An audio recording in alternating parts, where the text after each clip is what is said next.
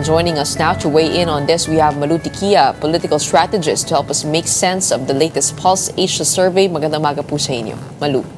Magandang umaga, Gretchen. Magandang umaga sa iyong mga tagapakinig. Okay, una-una, no, what does it say about public sentiment when survey results point to the media as the most trusted institution to handle corruption? What are your thoughts on the results of that survey? Well, it's actually going back to the original role of media, mainstream media, which is a gatekeeper and national agenda setting. I think it is very important because there are certain documents and certain data that are made through the media and not necessarily shared to everyone. That's why it is becoming a very important tool insofar as the flood control projects are concerned. But how do you view the handling of media in this landscape now of this issue? Are you happy with how this issue is being covered? Happy? No, because there can be other documents. I mean, the investigative role of media is very important.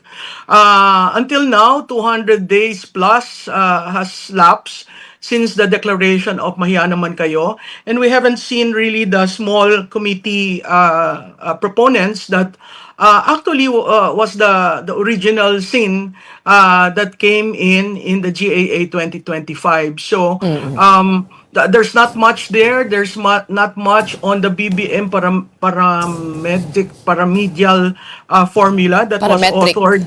Parametric that was authored by Yusek Cabral. I think it behooves on media to really dissect what she left behind and what she tried putting together in 2022, early 2022 of July.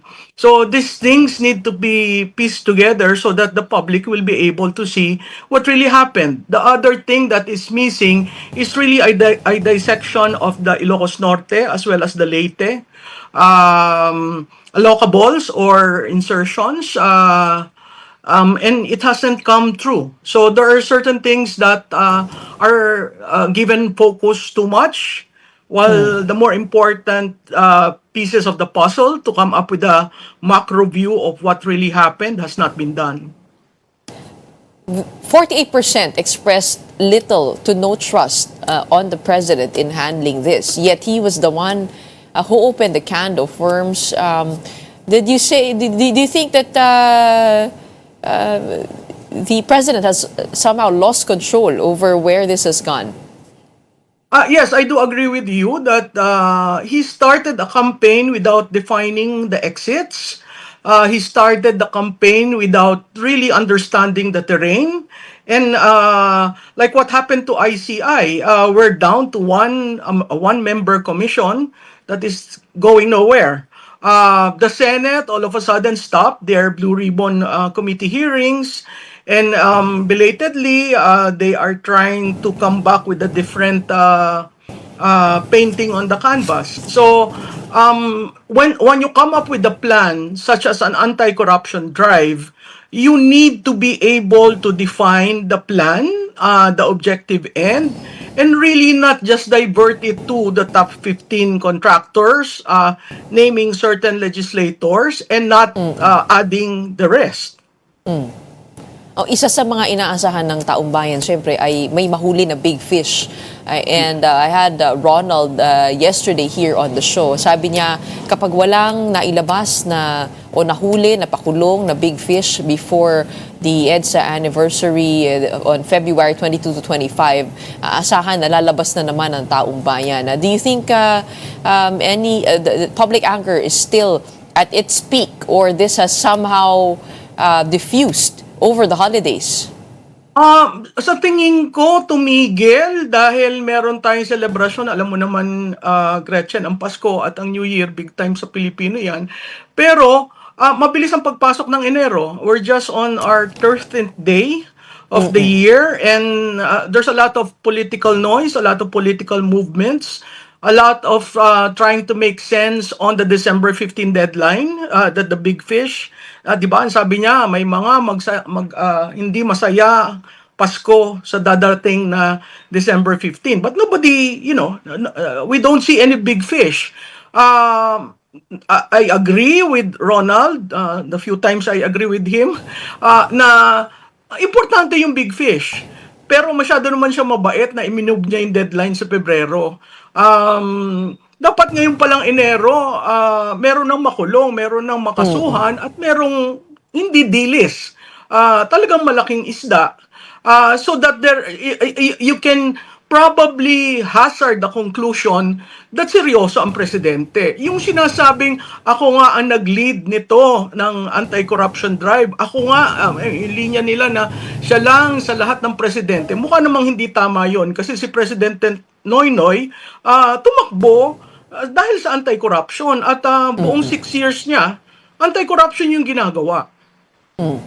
A lot of the results of this probe hangs on the Ombudsman's office. At dahil nga itong ICI, kulang ng commissioner, hindi makapagtuloy ng kanilang sesyon. Ombudsman ang inaasahan dito na mag-iimbestiga. Yun nga lang, pag tinignan natin ang Pulse Asia survey results, trust rating is at 28%, much lower than the 39% it earned in the previous polling period. Would you trust the Office of the Ombudsman to handle this probe with such a critical role? Well, the Constitution says they are the one mandated to do that. Pero if it is not the Ombudsman, then who? What are your thoughts on where this probe is going and who should be the one entrusted with that probe? Kung siguro hindi si Secretary Boying Remulla ang na-appoint na ombudsman, I will trust the institution. But since he is a politician and he will render judgment to his colleagues in the House of Representatives and some of his friends in the Senate, I would want to see the evidence and the complaint that will be filed. He was saying it will take him 6 to 9 months to even consider a complaint against former Speaker Martin Romualdez, and there is talk now that probably a civil case will be filed. Alam mo, Gretchen, dapat pakinggan nila ang resulta ng mga surveys. Hindi ko sinasabing sundan. 3 survey firms na yan nagsabi na mababa ang tiwala. Hindi pare-pareho ang aming numero, pero pag gumawa ka ng trend analysis, makikita mo pareho ang binabagsakan. Na gumuho ang tiwala ng tao sa presidente, gumuho ang tiwala ng tao sa kabinete. Kaya yung mga ginagawang programa, lumalabas na hindi namin ikaw pinagtitiwalaan. Kung yun dun sa tanong mo, who would people trust? I would go with institutions and not personalities, but the institutions need to perform accordingly. The ombudsman, the current ombudsman, has said a lot, and the words are not equated equally with actions. No, so kailangan siguro makita ng tao na yung kaseryosohan, quote-unquote, ng Pangulo ay natutumbasan ng kaseryosohan rin ng ICI at ng Ombudsman. Yung ICI, na kay Pangulo yan para i-abolish kasi dun sa EO 94, sinasabi dun, si Presidente ang may say. Merong panukala para sa Independent Commission sa House of Representatives at sa Senado. Hindi ko alam kung yan ay magiging priority in the light of what is happening to ICI. But compared to the previous ombudsman, isn't the current one a little bit more transparent about what's happening in the office? At pangalawa, he has said that there is reinvigorated energy when it comes to the office of the ombudsman. Marami raw pong mga batang nag-a-apply, no, to be part of that team. They are going to make that office bigger. And the ombudsman has said that their goal is to come up with airtight cases that will lead to convictions, that he will not spare even his blood if it leads to that.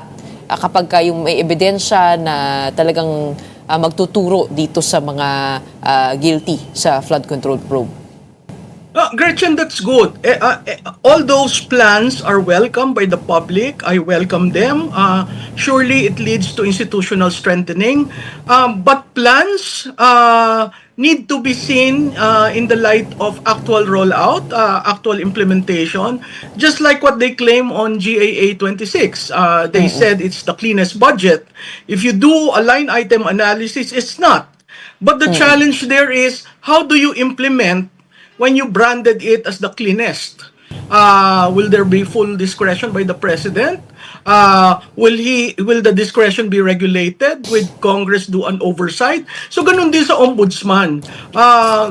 Totoo na siguro nagsimula siya ng mas maayos kisa dati, lalo na dun sa usapin ng SALN. Pero babalik tayo, yung SALN ba nakita ng lahat? Hindi ba naging depende sa individual kung gusto nilang i-share? So, or magre-request ka. So, anong pinagkaiba nung SALN nung panahon ng dati at panahon ngayon? Although nag-declare siya na ang SALN can be requested by anyone. Yeah.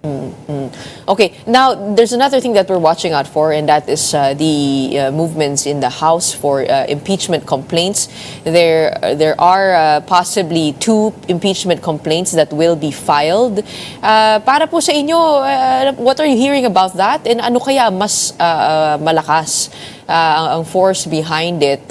Kahapon nga si Ronald, kausap ko, sabi niya itong impeachment complaint against the Vice President, may mga resibo, no? May yung Mary Grace Piatos and all of those documents. Whereas when it comes to the President, it seems to be the issue here is command responsibility. Yung actual trail of evidence is not yet there. Siguro hintayin natin yung ifo-file, no? Mahirap naman mag-speculate kung ano yung mga charges na iaatang sa presidente. If the charges that were filed before will be the same charges that will be filed for the vice president, then I think you have a very ready and capable legal team of the vice president that could go through all those things, no? Critical dates, January 26, which is the resumption of Congress, and February 6, which is the Supreme Court mandated date for the filing of the second impeachment of the Vice President. Again, impeachment is an accountability tool. Anybody can file that. It would have to undergo with the House Committee on Justice. Now, if there will be 2 impeachment cases that will be filed, the Committee on Justice will have to really perform itself. Second, impeachment is a court of public opinion, and impeachment is a numbers game. For it to go to the Senate, you'd have to have those numbers in, so there can be a trial, no? So the 20th Congress will be challenged more and to perform well when it comes to these 2 impeachment cases. We've never had an impeachment of the 2 highest officials almost at the same time, no? If it happens, I hope there will be no constitutional crisis, and I hope, because the economy just cannot handle that, and I hope it will be managed well, because again, the political climate is increasing, it's becoming hot, and when 2 camps who used to be united are now at loggerheads, nakakaawa ang taong bayan.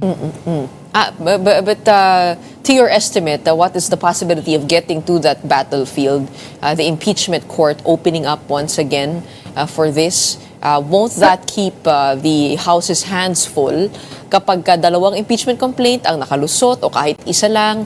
And do you share the sentiment of Ronald when he says that 2026 will determine 2028? Ganito ka-crucial itong taon ito. Oh yes, second point na nag-agree ako kay Ronald. Totoo yun, no? Sa karir ko, never masyado ako nag-agree kay Ronald. Pero totoo yun, 2026 is a determinant year because most of those planning to campaign for the 2028 elections will have to announce their intention by December 2026. So all these things leading up to that announcement date is very crucial. Yun nga lang, sa tingin ko napakahirap basahin kung magkasabay yung dalawa kasi napakahirap ang neutrality doon, no? Doon sa kay presidente may mga pino-float tungkol sa PhilHealth, sa PDIC, sa flood control, yung kay so that means total of 3 years when you talk of 1.3 trillion. When you talk of the vice president, you're referring to the 650 million which was already ruled by the COA and guided by the memorandum on the use of confidential fund. So let's see how it will play. It's going to be really exciting. Sinabi ng isang congressman, exciting daw ang pagpasok ng Pebrero. I agree with that. Other things that we should watch out for 2026? Well, ako, Gretchen, ang tinitingnan ko ng maigi is the budget, how it will be implemented, because may pending na kinasuhan na yung unprogrammed appropriations, no? Ang unprogrammed appropriations, wala yung pondo. So para mo i-veto ang walang pondo says a lot about the leader, and para mo i-veto yung nasa NEP mo, again, says a lot about the leader. So let's see how it will be implemented. Things to look after to look into are the AIX, the MAIF, na wala na daw endorsement na nasulat, and then there is the biggest in the history of budgetary politics is the 1.7 trillion allocation for DepEd, Education. no? And then siguro ang pinaka-importante doon yung talk about the cabinet revamp na naman. So habang tayo lumalapit sa January 26, there are talks about certain cabinet secretaries being asked to retire and getting more people to handle the last 3 years of this administration. Okay. We're running out of time. I know you need to go, but marami pa sana ako itatanong. But I'll leave it there. Thank you so much for helping us start the year here on Morning Matters. We have a political strategist, Malu Tikia, weighing in on the latest political developments.